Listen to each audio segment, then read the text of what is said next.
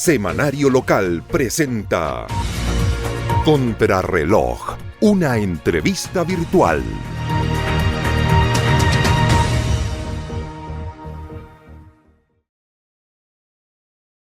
Hola, ¿qué tal? Muy buenas tardes. Nos encontramos nuevamente como todos los sábados ya y en esta versión número 35 del capítulo de Contrarreloj, un programa de conversación que busca agendar con usted temas que son de relevancia o que son de interés ocurridos dentro de la última semana y que forman parte del quehacer político regional, nacional, local y a veces de la praxis política, no más solamente de política, junto, como siempre, a Bernardo Candia, quien está con nosotros y a quien damos un caluroso saludo. Bernardo, un gusto saludarlo. Hola, buenas tardes, Claudio, y bueno, para mí es un agrado poder participar nuevamente en este programa, pero creo que tenemos una diferencia de la cantidad de programas, que son 39, no 35, y que, pero eso es un detalle dentro de una conversación, dentro de esta conversación amena y grata.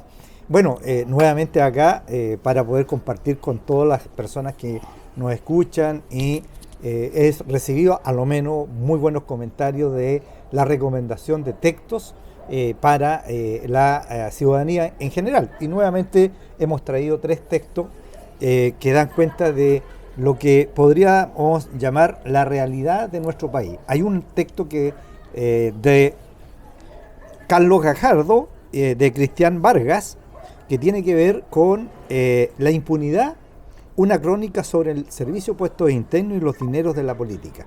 Mire. Este Cristian Vargas es una persona que trabajó en puestos internos, esa es la persona que estaba a cargo de querellarse contra los constituyentes que estaban haciendo trampa desde el punto de vista de la generación de impuestos y da cuenta de su testimonio de cómo él vivió en ese puesto y cómo la moneda en algún momento interviene puestos internos para poder acallar lo que era un escándalo mayúsculo en el sentido de que afectaba a toda la clase política transversalmente, en donde los políticos habían recibido plata de Penta y Soquimich para financiar campañas obviamente políticas y con eso favorecer algún artículo que les favoreciera dentro de las actividades económicas que ellos desarrollaban.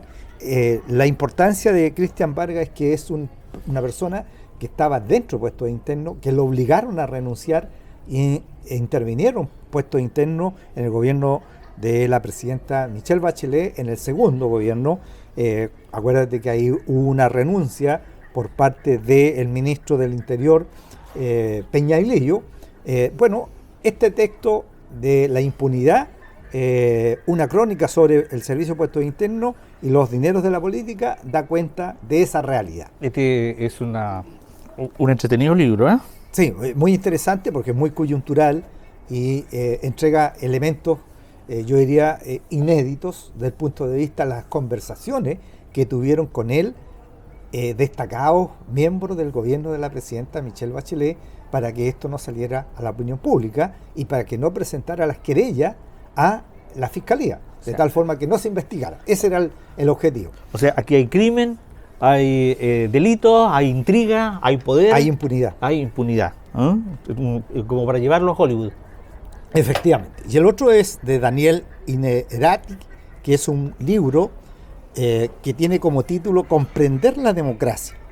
La democracia presupone una ciudadanía que comprende y observa críticamente la política.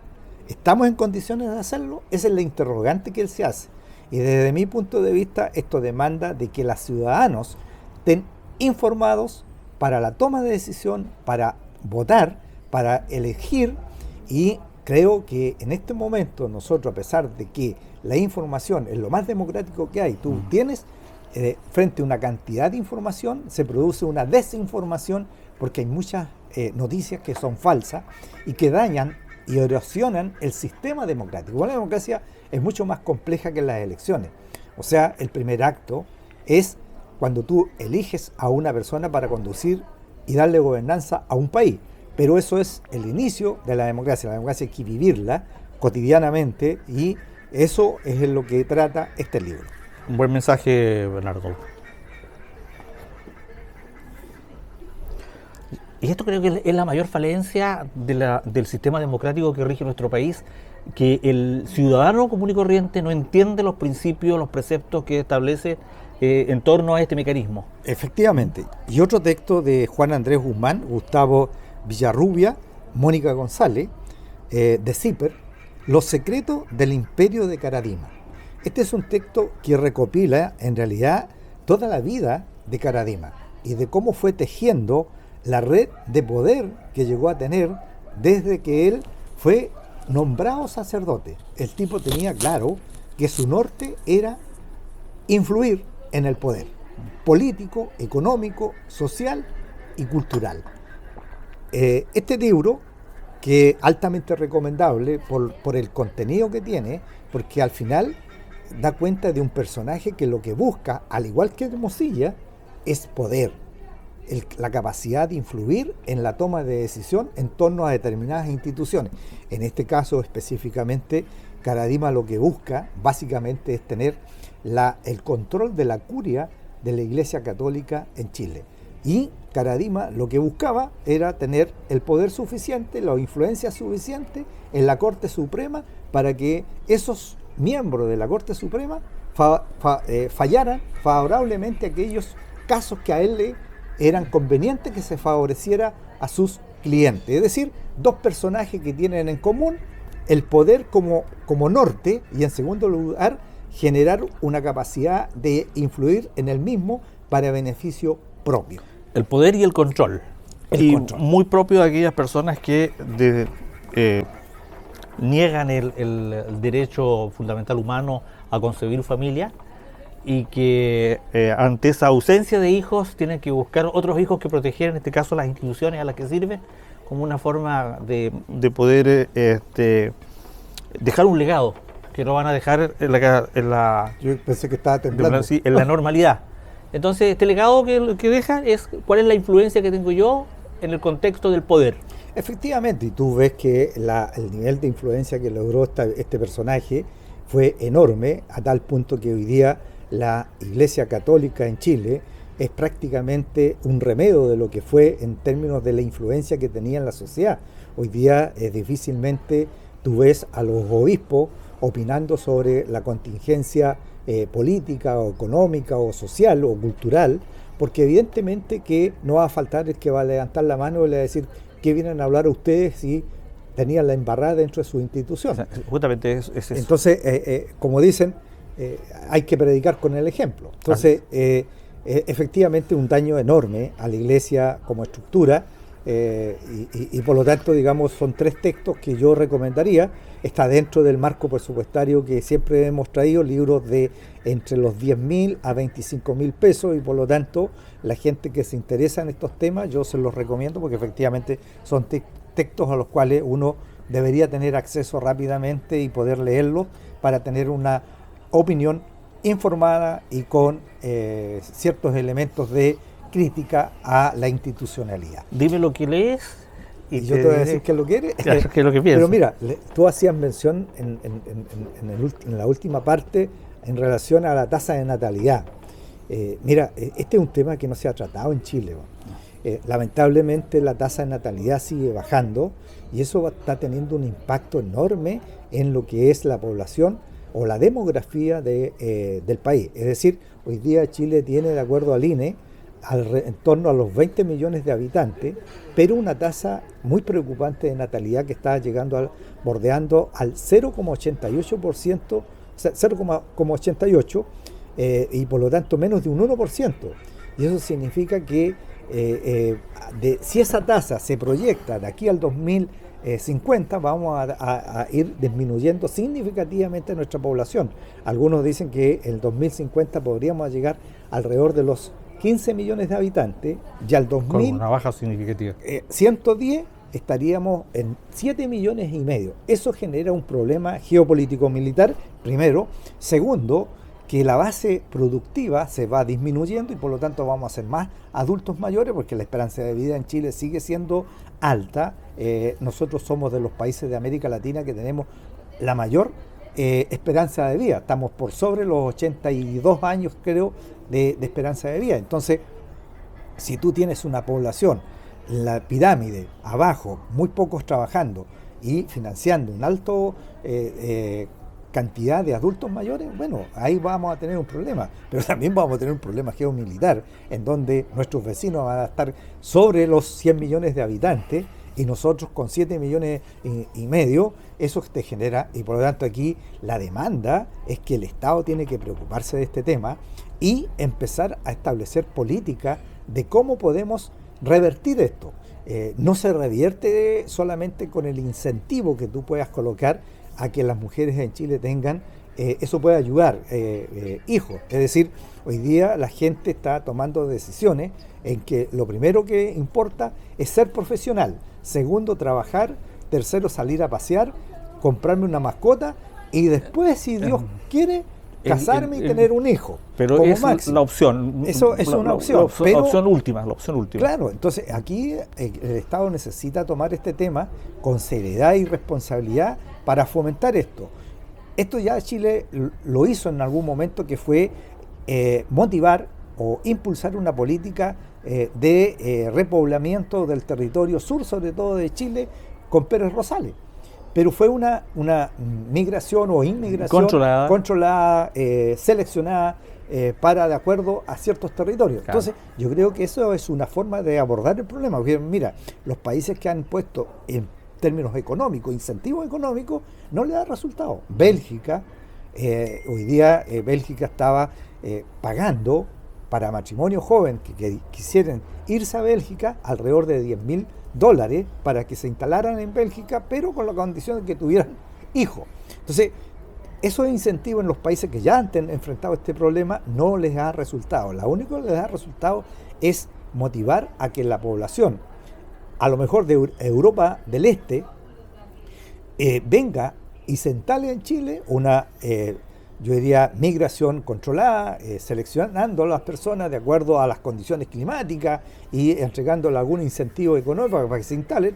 Es la única manera de revertir, a mi juicio, este tipo de cosas, porque nosotros hemos ido creando quizás las cunas, que está en discusión un nuevo proyecto para fomentar esto, pero la gente aquí ha estado tomando decisiones y revertir conductas culturalmente es muy difícil, en donde una vez que se instalan es muy difícil revertir eso, y por lo tanto aquí hay que buscar otros mecanismos que nos permitan incentivar la natalidad en Chile. De lo contrario vamos a tener serios problemas a mediano y corto plazo. Es decir, esto va a tener un impacto, cada vez vamos a tener menos gente, y eso obviamente que va a demandar poder tener inmigrantes. Es decir, imagínate, la agricultura hoy día necesita 150.000 personas para las labores exportaciones, de para la cosecha. Claro. Entonces, aquí entra la contradicción. Por un lado tenemos un gobierno que dice, nada con los inmigrantes, hay que echarlos a todos. Bueno, este mismo gobierno que quiere echar a 300.000 inmigrantes, hasta el momento, otra vez le sacábamos la cuenta que necesitaba 150 años, sí, seguía con el ritmo de expulsión de inmigrantes. Pero ahora se dan cuenta de que necesitamos los inmigrantes, porque mira, de esta tasa, y aquí termino, de esta tasa del 0,88, el 1,5 lo aporta los inmigrantes. Si no, la tasa sería menor de los chilenos o de los nativos, si tú quieres. Entonces, ahí hay un problema serio que hay que abordar. Estamos entonces, a ver, la posición tuya entonces hoy día es regular la inmigración, fomentar la natalidad con un objetivo que es defender el concepto nación. No tanto, pero sí tiene su problema ahí, que hay que abordarlo. Es decir, vamos a tener un problema si no lo abordas, porque cada vez vamos a tener menos población. ¿Y quién va a trabajar? Con una esperanza cada vez ¿Quién va a asumir la defensa? La defensa, digamos, en términos de conflicto. Es decir, tienes un problema que abordar. Esto es caer un poco en esta propuesta que tienen algunos sectores de la patria grande, donde no existan fronteras y nos podamos mover por todo el continente latinoamericano. No es eso. Básicamente acá una cosa mucho más regulada, informada, con objetivos muy acotados, que en este caso es repoblamiento de zonas que hoy día están quedando despobladas en Chile. Si tú vas al norte de Chile, sobre todo los países en el norte, en la cordillera, hay muchos pueblos que están siendo abandonados, y eso también se puede hacer en el sur de Chile, en donde tenemos espacios muy grandes que pueden ser poblados, pero si no tomas decisiones, la población se está concentrando lamentablemente en Chile solamente en Santiago. Entonces tú vas teniendo cada vez menos población y se va a notar, por ejemplo, el impacto que esto ya tiene en educación. En educación hoy día cada vez hay menos alumnos en el mundo rural. Entonces, cuando tú tienes una infraestructura, yo por lo menos puedo hablar de la realidad que me tocó conocer en San Juan de la Costa, tenías 10 establecimientos educacionales en donde teníamos escuelas con 3 alumnos, y si no teníamos piso rural, es imposible financiar un profesor o 2 profesores que te salen alrededor de 1.700.000 pesos con 3 alumnos, y estáis percibiendo alrededor de 200, 300.000 pesos. Entonces, eso, digamos, hoy día está golpeando al mundo rural fuertemente en educación, y también lo está sintiendo los efectos en el sector urbano osorno. Entonces, cada vez hay menos alumnos en los establecimientos educacionales, que si tú vas a Ragüe Alto, antes existía la escuela modelo, esa la cerraron, y por lo tanto tú tienes ya una infraestructura ociosa, no sé a qué la destinaron, pero en Ragüe Alto tú tienes la escuela modelo que tuvieron que cerrarla, una infraestructura adecuada, pero eso solamente va a suceder en salud, y en salud el foco va a ser el adulto mayor. Entonces hay que preocuparse sobre el tema. O sea, fomentar entonces Fomentar en forma ordenada, con incentivos, y tratar de traer gente que venga a aportar al país. Aquí, bueno, ahí van pasando unos autóctonos que pueden hoy día aportar el desarrollo del país. Bernardo, no hay una visión en discusión hoy día de cómo hacer este fortalecimiento de los sectores rurales, por ejemplo. Nueva Zelanda, ellos construyen un concepto de ciudad donde son pequeñas comunas que están conectadas con otras comunas muy cercanas, pero que tienen todo lo necesario para subsistir sin la dependencia de las comunas del lado. No, claro, o sea, tú tienes mecanismos como para poder incentivar esto, pero a mí lo que me llama la atención, Claudio, es la ausencia de políticas de Estado. Y aquí tú tienes que enfrentar este problema. Yo he escuchado académicos de la Católica, de la Chile, de Concepción, que han manifestado este tema, pero la clase política, yo no a ningún parlamentario, a ningún senador le he escuchado referirse a este tema que viene para quedarse. Ahora, hay que replantear la inmigración entonces hoy día, porque por una puerta están los estamos sacando, pero por otra, liderada por el sector agrícola, estamos requiriendo. Claro, efectivamente ahí tú tienes una contradicción aparente. Yo creo que aquí hay que sancionar fuertemente a aquellos que vienen a delinquir. O sea, el delincuente hay que echarlo. Claro. El que viene a hacer eso, fuera.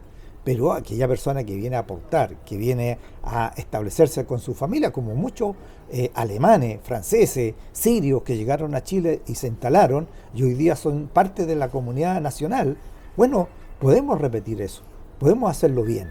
Entonces aquí hay que tener una política en torno a eso. ¿No sería ese el espíritu de la invitación que en su momento hizo Sebastián Piñera?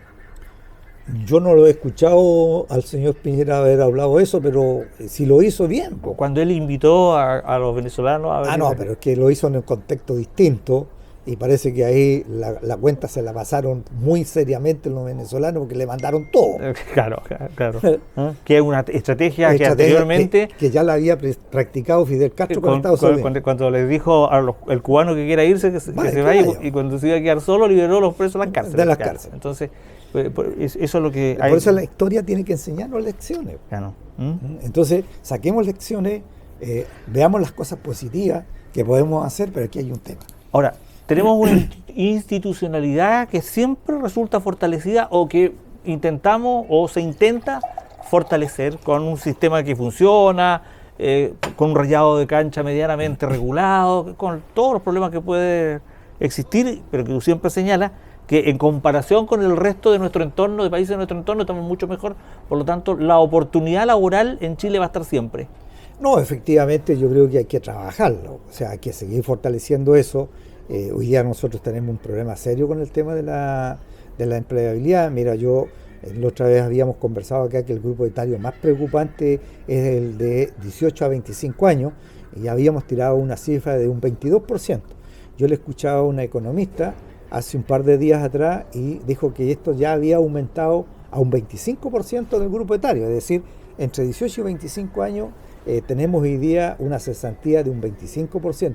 Y a mí me llama la atención que ningún municipio, ningún gobierno regional, ningún delegado regional, ningún Ceremi se haga cargo del problema de la cesantía que tenemos y que sigue creciendo, y de aquí al fines de año esto puede seguir aumentando. Entonces, cuando tú ves la desidia de abordar los problemas con seriedad y responsabilidad, bueno, tú dices, ¿para qué están gobernando? Ahora, desde el punto de vista de los jóvenes, con ese nivel de incertidumbre, con ese nivel de zozobra que genera esta falta de oportunidad laboral, ¿cuál es la motivación para tener hijos?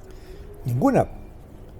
Ahí tienes una causa que, ¿cómo voy a alimentar a alguien si yo no tengo trabajo? Entonces, por lo tanto, aquí hay que fortalecer ese tipo de cosas. Hay que generar empleo. Hay que, yo diría, mira, hoy día tienen una oportunidad este gobierno.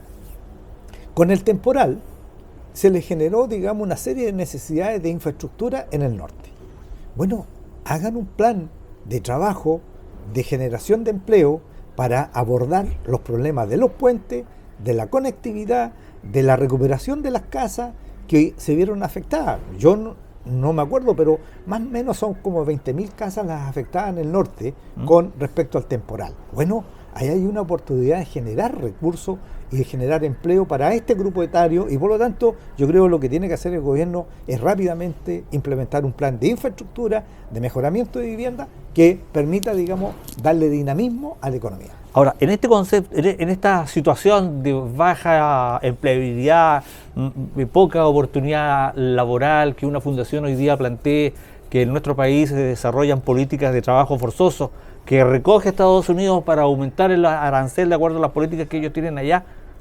No, mira, yo creo que ahí yo desconozco las famosas fundaciones que fueron a hablar en contra del país, y me imagino que ellos tendrán que demostrar adentro del país qué elementos tienen de que fueron a hablar ese tipo de cosas que afectan la imagen país y afectan, digamos, la generación de empleo, porque esto puede tener obviamente repercusiones en la industria del salmón y en la industria de la agricultura. Es decir, si tú tienes los antecedentes, lo que debe hacer cualquier persona responsable era haber entregado los antecedentes en Chile y no en Estados Unidos. Se plantea que habría que revisar si esta fundación recibe aportes del Estado. Yo soy partidario de eso. O sea, dejemos de tener cajas negras, que nunca sabe uno quién financia esto, quién lo financia. Que diga la persona que conduce estas fundaciones de dónde recibe los recursos. Igual pasa con los animalistas. A mí me gustaría saber si la industria de los alimentos, de las mascotas, ¿quién financia a los animistas? Si esta gente no hace nada, se vive dando discursos, y uno dice, bueno, ¿y de qué viven? Ahora, la Cancillería, el Ministerio de Relaciones Exteriores, que participó de una reunión con el gobierno norteamericano, y como resultado de estas reuniones se aplica después esta sobretasa del 12%, ¿convierte esto en un fracaso de la Cancillería? Evidente. Esto es un fracaso del diseño de gobierno de Kast. Porque, mira, aquí tú tienes que tener dos elementos que se deben combinar adecuadamente. Una cosa es tener un canciller que sea, digamos, un diplomático de carrera y con experiencia política, pero también la parte o la contraparte técnica, es decir, mezclar esas dos cosas, lo político con lo técnico, para defender adecuadamente los intereses de Chile. Si eso es lo que tienen que haber defendido. Y por lo tanto aquí todo indica que nuestro amigo, que le fuimos a besar el anillo, no nos sirvió mucho, porque al final nos castigaron no con el 10, con el 12,5. Es decir, fuimos porque nos bajaron el 10 y lo aumentaron 2,5. O sea, evidentemente que eso es un fracaso del diseño de la política exterior de Chile y de la Cancillería específicamente en estos temas. Pero son errores puntuales. Esto le pasa al gobierno de Boric, y créeme, lo tienen colgado en la Plaza de Armas. Pero estos son errores puntuales. Es que estos errores puntuales se han ido sumando, porque uno empieza a ver y los errores puntuales se van sumando. ¿Le falta a este gobierno manejo político? Claro que le falta experiencia. Pues si lo dicen, mira, lo dice Renovación Nacional, lo dice la UDI, que son los partidos con más experiencia. Oye, date cuenta de que tienes que nombrar gente. Es lo mismo que le pasó al Boric cuando partieron 1 año y medio perdido, con cabros que no sabían dónde estaban parados, hasta que llegaron los que tenían más experiencia para reconducir. Y a Dios gracias que recondujeron lo que son los intereses y el bien del país. Y el segundo piso, la moneda que tiene responsabilidad en esto, no asume ninguna responsabilidad frente a los actos. Porque, por ejemplo, la selección de los subsecretarios, algo tendrían que decir. Bueno, me imagino, son 25 personas las que han salido de este gobierno, por diferentes razones. Se ha ido ocultando la información o la verdad a partir del eslogan que por razones personales han renunciado. Y a lo menos 3 han salido por consumo de droga. Claro. Y por lo tanto, cuando le hicieron el té, eso es lo que demuestra. O sea, no me venga a decir el subsecretario que él se va para hacerse él los exámenes fuera, cuando si yo tengo duda, como dice Aristóteles, cuando existe una duda razonable, bueno, yo no renuncio, me hago el examen nuevamente y le digo al presidente, yo nunca he consumido, pero aquí él presenta la renuncia. Claro. Por lo tanto, yo creo que aquí hay un ocultamiento. Un hecho, claro, que él asuma la responsabilidad. ¿No? Bueno, moralmente ocultar información, o no es ocultar, es omitir. Omitir información con respecto a los motivos por los que sale una persona, si es por consumo de droga o no consumo de droga. Creo que va mucho más allá, mira, Claudio, de respetar la privacidad, claro, de la situación. Yo creo que es una falta moral. No sé, pero mira, yo no quiero calificarla, pero si tú sabes lo que consumiste, por lo tanto, si te van a hacer un examen, sea de pelo o de orina, no sé, sobre el tema, bueno, anticípate, presenta la renuncia, claro, y le quitas un problema al gobierno. No esperar que aparecer, digamos, públicamente. Y eso habla del desapego que tienen los personajes que están en dicha situación con el gobierno del cual están formando parte. Claro, porque uno espera que si tú tienes un nivel de compromiso con tu gobierno, te hagas el harakiri. ¿Para qué esperar que el escarnio público? Bueno, pero otro botón de muestra nada más es la conducta o la actitud que tuvo esta niña que fue vocera de gobierno, que a partir de 2 meses ya estaba dando declaraciones y obviamente que dejó como bien mal parado al gobierno, claro. En su relato, entonces tú dices, ¿dónde está la lealtad? Ahora, las responsabilidades son, a ver, las responsabilidades no se delegan. Bueno, sigue siendo, mira, aquí la responsabilidad es de quien te nombró, porque esa persona no supo elegir a la persona adecuada, y todo esto indica que no era la persona adecuada para asumir un cargo de esa naturaleza, porque lo primero que tienes que entender que cuando eres parte de un colectivo, de un gobierno, y te piden la renuncia, lo que sucedió en ese gobierno tú no tienes por qué ventilarlo. Ahora, ¿qué mecanismo se utilizó para seleccionar a estos 25 funcionarios que hoy día están fuera y estos otros tantos elementos? Bueno, esa es la pregunta que tiene que responder el gobierno, ¿cómo seleccionaron a su personal? Claro, porque si ellos usaron un sistema, o sea, está mal. Está mal y no hay mucho que decir con respecto al, no, claro. Entonces, al tema. ¿Qué sorpresas nos esperan todavía? Lamentablemente yo creo que el gobierno de este año ha ido de tumbo en tumbo, entonces yo espero por el bien del país que el gobierno se replantee, reflexione sobre las temáticas de cómo abordar los temas urgentes que tiene que abordar, es decir, definir prioridades, Claudio, es decir, unas 5 o 6 prioridades para poder abordar esto, porque mira, todos los analistas están planteando ya, bueno, ¿qué pasa después de esta famosa reforma para la reconstrucción? ¿Se acabó Chile? Claro, frente frente a la categorización que hicieron ellos de emergencia nacional. Si cada relato se les ha ido cayendo por la fuerza de la realidad y de los hechos. Entonces, ¿qué viene después de la reforma si se aprueba? Ahora, ¿qué son los temas que vamos a abordar? ¿Cuáles? Ahora, mira, lo que a mí me preocupa es que los mayores hechos criticables de la gestión del actual gobierno están centrados en acciones o o hechos ocurridos en el nivel central. No, claro, porque... ¿Qué pasa en regiones que no tienen un control más fuerte de los medios de comunicación? Bueno, tú te das cuenta de que aquí a nivel regional, por el delegado regional, yo ni siquiera sé quién es. Yo creo que la ciudadanía, el común y corriente, no sabe cómo se llama, nunca lo ha visto, nunca ha venido a la provincia, y eso da cuenta de que también pasa con los seremios, que no están en terreno, y gobierno que no está en terreno, que no muestra, no existe. Y por lo tanto tú tienes los gobiernos subnacionales, es decir, las regiones, las provincias, con una especie de acéfalas. Es decir, si la persona no habla... No hay conducción. No hay conducción. Claro. Entonces, ¿quién coordina a los servicios públicos en la provincia de Osorno? ¿Quién coordina en Yanquihue? Claro, ¿Quién coordina hay Palena alguien o que tiene la Chiloé? Responsabilidad legal de coordinar Coordinar a los nivel esfuerzos provincial, que pues. es el delegado provincial. El delegado. Pero si él no Entonces, lo hace, bueno, ¿quién si se no, lo exige? La ley. La ley le exige a él coordinar los servicios, pero si él no se da cuenta que tiene esa atribución, Claro. Ahora, si él no cumple con la ley, ¿qué corresponde? bueno, el presidente tiene toda la facultad. Así como lo nombró, le pide la renuncia. Claro. No está funcionando. Entonces esta es una cuestión delicada porque ellos tienen que tener conciencia de lo que están haciendo. Ellos no están jugando a la política con frases de cliché, de campaña, en una eterna lucha por ganar la simpatía. Estamos trabajando para usted, estamos ganando para usted, estamos construyendo futuro. Porque en el fondo, cuando tú haces la suma, la raya para la suma, no están dando ancho. No, pues, o sea, mira, aquí hay problemas concretos.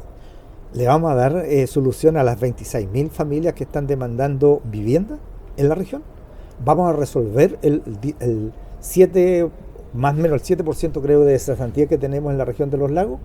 Vamos a resolver el tema de conectividad que tiene la región de los lagos. Vamos a construir cuántos puentes que hay que reponerlos. Sí, y suma y sigue. Mira, y así suma y sigue. Vamos a fortalecer el turismo como un polo de desarrollo alternativo. Claro, entonces tú cuando ves que están gobernando con eslogan, a través de Twitter o a través de cualquier de las redes sociales, eso no sirve, eso no funciona. Eso está bien para la gente que quiera, digamos, opinar en las redes sociales, pero para el gobierno eso no le resuelve el problema, porque ¿qué es lo que va a producir? Una desconexión entre sus autoridades y el mundo real. Sí. Entonces, están desconectados de la realidad. Yo escuchaba a una señora en el norte que tenía una viña, me parece, y el ministro decía que aquí no había afectado a los viñedos. Oye, si el ministro de Agricultura dice que... Y la señora sale diciendo, es probable que él estuvo en alguna viña en donde no fue afectada, pero aquí, miren, Claro. aquí hemos perdido todo. Entonces, cuando tú tienes autoridades desconectadas de la realidad, No son es un capaces, problema. claro, y Es no un son problema. capaces de entregarte la información, porque yo entiendo, el ministro viene a Osorno y si le decimos no tenemos problemas de agua en los sectores rurales, porque acá ha llovido abundantemente, no le estamos siendo honestos al le- ministro. ningún favor, porque él sabe que en esta región tenemos un déficit hídrico y que hoy día necesitamos construir más APR, necesitamos construir embalse para tener agua en el verano, necesitamos mayor productividad y por lo tanto de esos son los temas que él tiene que estar preocupado. Entonces, Faltan lamentablemente algunas no. autoridades provinciales que nombrar, no voy a decir yo cuáles son, pero hay varios cargos provinciales que todavía no son llamados a concurso o situaciones que no están funcionando. Bueno, todo eso demuestra la incapacidad que ha tenido el gobierno para De articular. Instalarse y articular. rápidamente. Pues, o sea, a ver, imagínate, las elecciones terminaron en diciembre del año pasado. Tuviste como 4 o 5 meses para preparar el diseño y los nombres de los que iban a asumir a partir del 11 de marzo. Bueno, estamos en junio, va a llegar agosto y todavía tú dices que hay cargos en donde las autoridades no están nombradas. Entonces, bueno, algo no está funcionando bien ahí. Bueno, esperemos que lo corrijan. Este es el sello del segundo piso. Puede ser, Porque, ser. porque si ocurre en una provincia, puede pasar, en una región puede pasar, pero cuando son 6 regiones, 8 provincias, ya estamos frente a una constante. Es un sello, es una característica exclusiva de un equipo que no está dando el ancho y no está funcionando bien. Es probable, pero mira, ellos tendrán que hacer sus evaluaciones. Yo espero que tengan la capacidad de darse cuenta que tienen que corregir por el bien de Chile. Si, al final, este tipo de crítica debe servirles a Para ellos, removerlo. y tomar decisiones adecuadas y resolver los problemas que se tienen. Entonces, mira con este caso que ha sucedido recientemente, que ha sido muy amplificado, bullado el tema de este joven, el chino y sus dos damas que fueron a aparecer, digamos, en un refugio en el Cajón del Maipo en pleno temporal. Pero no eran técnicos, ¿cómo eran?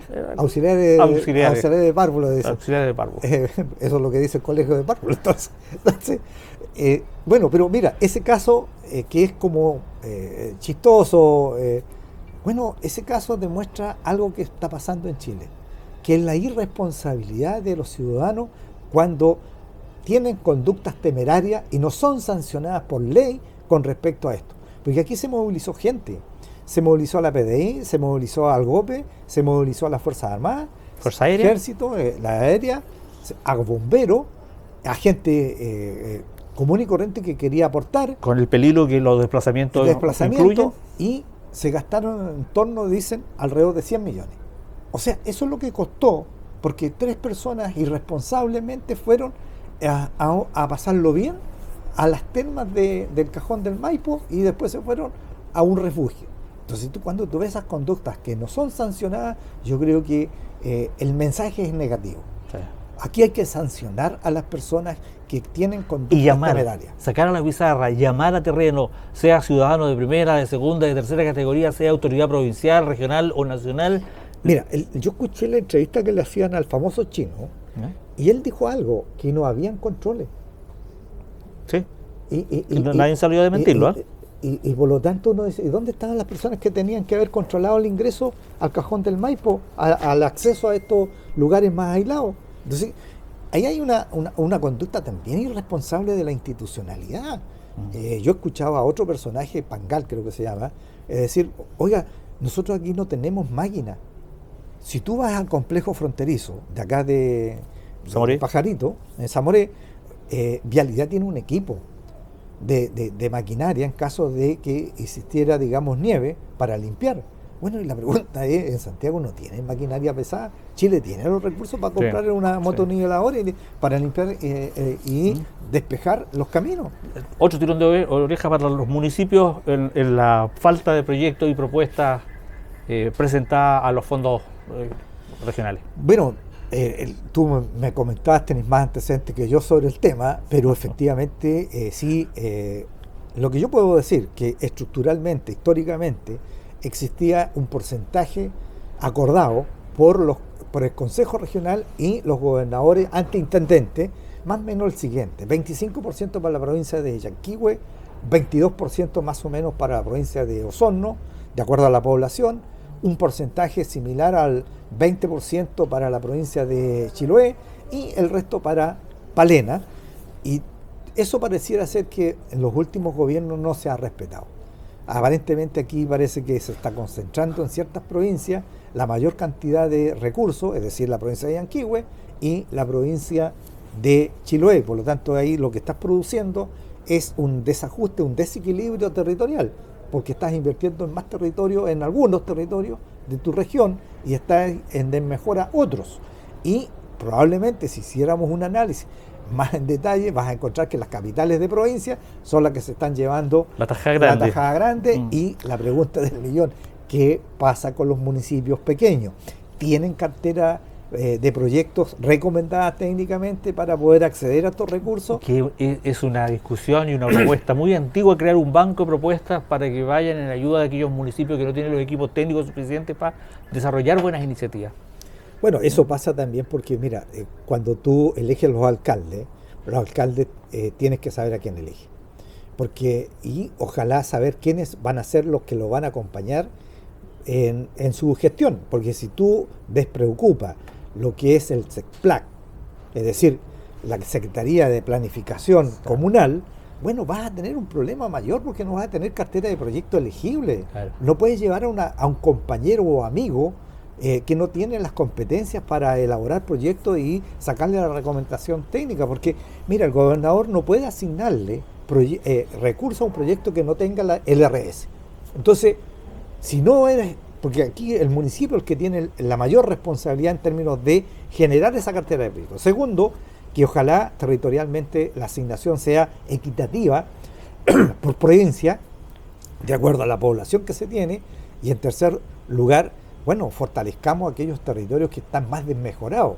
Y por lo tanto yo creo que ahí hay una buena oportunidad de trabajo coordinado, de cooperación entre los municipios y entre el gobernador regional. Y esto pasa entonces por la responsabilidad también que tiene el ciudadano, haciendo caso a este libro de Daniel Innerati, Comprender la democracia, que presupone una ciudadanía que comprende y observa críticamente la política, dejando abierta la pregunta si estamos en condiciones de hacerlo. Si usted, como elector, está en condiciones realmente de hacer una crítica política a las autoridades que usted elige o al candidato que está en una papeleta y sobre el cual usted va a decidir, piense en lo que se le acaba de decir hoy día acá con Bernardo en torno a ver quiénes son los equipos de trabajo que acompañan a tal o cual candidato. Sí, efectivamente, mira, yo últimamente me entregaron los antecedentes sobre un tema que está haciendo, yo diría, contingente, que tiene que ver con esta cosa de el registro de los bancos en torno a lo que es cuando tú pides un préstamo o depositas algo, te pagan un interés sobre interés. Uh-huh. Entonces, quiero agradecerle a la persona que me entregó información para el próximo programa, que es una señora que me entregó, Ivonne Montserrat, Argentina, me entregó una información que es contingente, pero que la estamos preparando para el próximo programa. Estoy analizando. Sí. Estamos en la etapa de análisis. Ahora nos vamos en silencio, nos vamos para la casita, termina la edición de hoy día de Contrarreloj. Don Bernardo Candia se quedará un poco más tarde dándole abrazo a las parvularias que quieran venir hasta ese sector. Se despide el Chino Ojeda. Chino Ojeda. Oye, pero yo te miro, tú tienes más cara de chino que yo. Sí, claro, yo no tengo ni un pelo de tonto. Bien, oye, pero cuéntate la anécdota, cuando te fuiste al refugio Antillán. Entonces, junto a Bernardo Candia nos despedimos, esperamos encontrarnos con ustedes el próximo sábado. Esta edición se emite entre el día lunes o martes aproximadamente y queremos seguir compartiendo temas que son de interés. Y por favor tome nota de los temas que hoy día se han planteado, puesto que representan una realidad que se vive también en la provincia de Osorno y en la región de los lagos con respecto al desarrollo y desempeño de nuestras autoridades regionales. Por su atención, gracias, tenga usted muy buenas tardes. Muchas gracias.